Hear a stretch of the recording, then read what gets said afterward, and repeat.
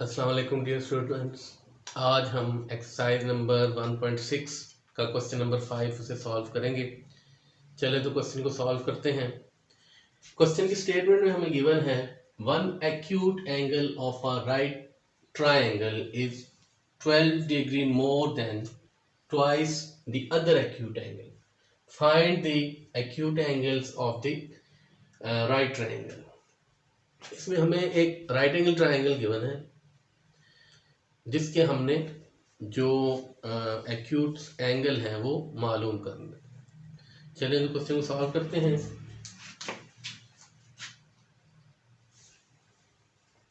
सबसे पहले हम जो फर्स्ट एक्यूट एंगल है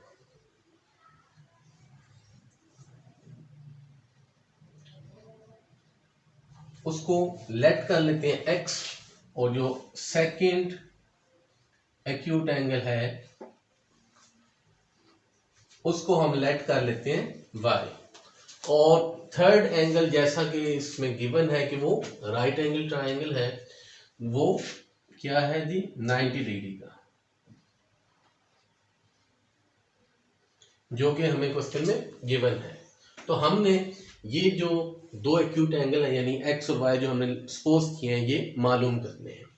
तो जैसे कि क्वेश्चन की स्टेटमेंट में गिवन है कि एक जो एक्यूट एंगल है वो 12 मोर है twice of the other.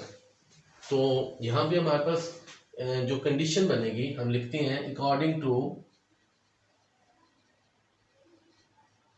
Given condition. तो हमारे पास स्टेटमेंट क्या बनेगी, x minus 12 equals to 2y। तो यहां से ये हमारे पास सिंप्लीफाई करते हैं तो x minus 2y equals to 12, एक ये इक्वेशन आ गई। और एक और इक्वेशन हमारे पास कैसे आएगी, जैसा कि हम जानते हैं as we know sum of all angles in triangle equals to 180। यानी ट्रायंगल के जो एंगल्स हैं उनका सम 180 के इक्वल होता है।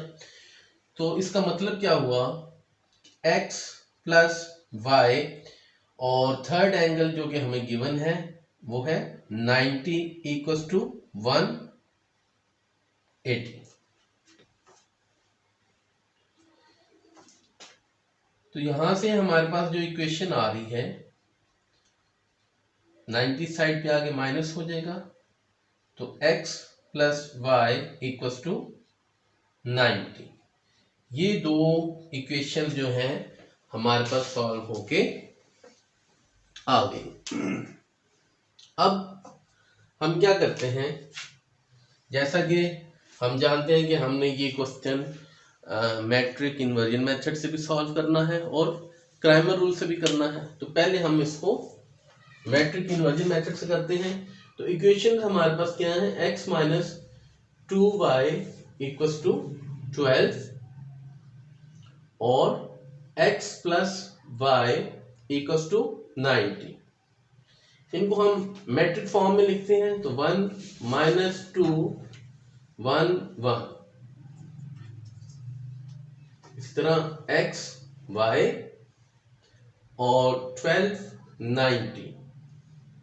इन मैट्रिक को हम नाम दे देते हैं जैसा कि हम प्रीवियस क्वेश्चन में करते आ रहे हैं। ये हमारे पास A है, इसको हमने कैपिटल X का नाम दे दिया, और इसी तरह इसको हमने B का नाम दे दिया।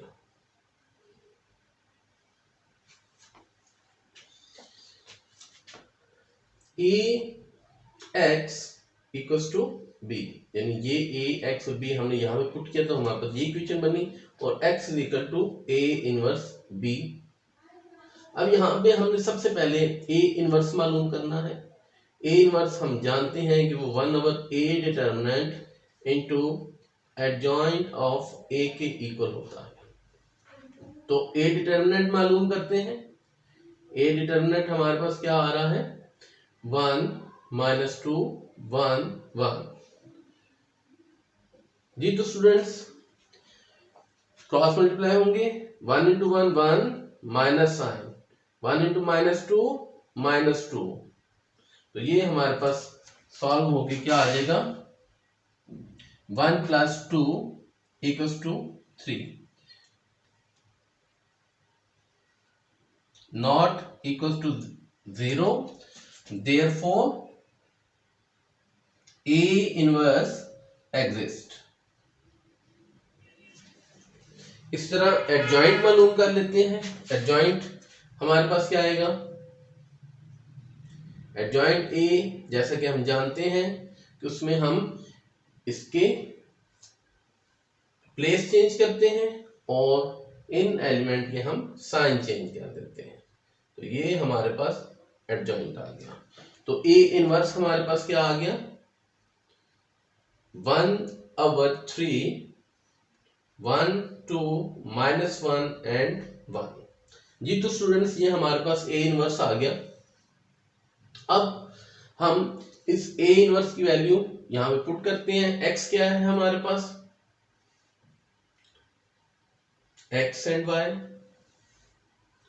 ए इनवर्स हमारे पास क्या है, 1/3 1 2 -1 and 1 और b की वैल्यू हमारे पास 12 × 90। तो ये हमारे पास सॉल्व होके क्या आएगा, मल्टीप्लाई कर लेते हैं। ये हमारे पास 12 आ गया, प्लस मल्टीप्लाई होगा तो ये हमारे पास 180 आ गया, -12 और प्लस 90। तो 1/3 ऐड होके ये आ गया हमारे पास 192 और ये हमारे पास आ गया 78। यहां पे ये 3 डिवाइड हो जाएगा और 78/3 हम डिवाइड कर लेते हैं। 6 18 1 3 4 12। तो ये हमारे पास क्या आ गया, 64 और इसी तरह 78 3 2 6 3 6 18 और ये 26 आ गया, एक्स वाई। तो एक एक्यूट एंगल हमारे पास जो है वो 64 है और दूसरा जो एक्यूट एंगल है वो हमारे पास है 26। जैसा कि हमें गिवन था क्वेश्चन में कि एक एंगल जो है वो दूसरे एंगल से 12 मोर है, ट्वाइस। तो अगर हम यहाँ पे इसको ट्वाइस करें तो ये हमारे पास क्या आ रहा है 52 और इसमें 12 ऐड करें तो ये हमारे पास 64। तो इसका मतलब क्या है कि हमारा जो क्वेश्चन है वो बिल्कुल ठीक है। तो ये यहाँ पे हमने इन्वर्जन मेथड से इस क्वेश्चन को कंप्लीट कर लिया। अब नेक्स्ट जैसे कि इसका सेकंड पार्ट है कि हमने इसी क्वेश्चन को क्रैमर रूल के साथ भी सॉल्व करना है। तो नेक्स्ट अभी हम इसको क्रैमर रूल से सॉल्व करते हैं। जैसा कि हम जानते हैं कि क्रैमर रूल में, इसको मैं भी रब कर देता हूं और इससे आगे हम क्रैमर रूल के साथ जो है वो लेके चलते हैं।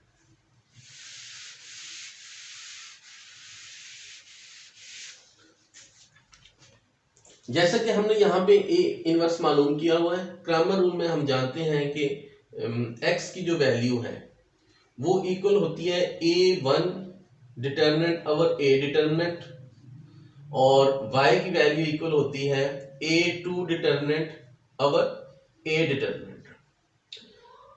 A डिटर्मिनेंट हमने ऑलरेडी मालूम कर रखा है। हम पहले A1 डिटर्मिनेंट मालूम करते हैं। जैसा कि हम प्रीवियस पार्ट्स में पढ़ के आए हैं कि जब हमने A1 डिटर्मिनेंट मालूम करना है तो हमने जो x की कोफिशिएंट्स हैं उनकी जगह b के कोफिशिएंट, b की वैल्यू जो एलिमेंट है वो लिख लेंगे। तो ये हमारे पास क्या आ जाएगा, -2 1। सिंप्लीफाई करते हैं तो ये हमारे पास 12 और -1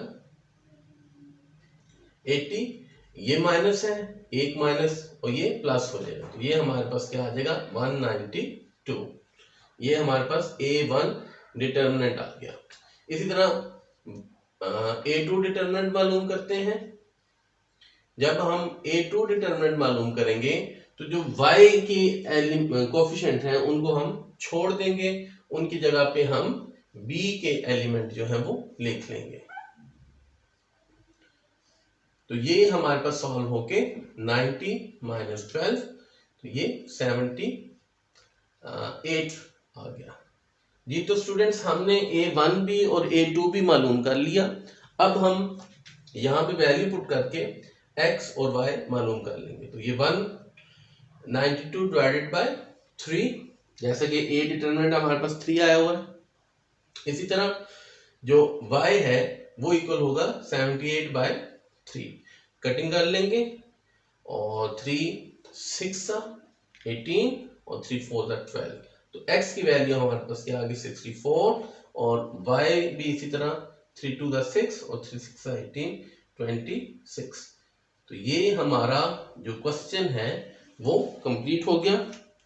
उम्मीद करता हूं कि आपको ये क्वेश्चन जो है वो अच्छे तरीके से समझ आया होगा। नेक्स्ट क्वेश्चन नेक्स्ट वीडियो में जो है सॉल्व करेंगे। तब तक के लिए अल्लाह हाफिज।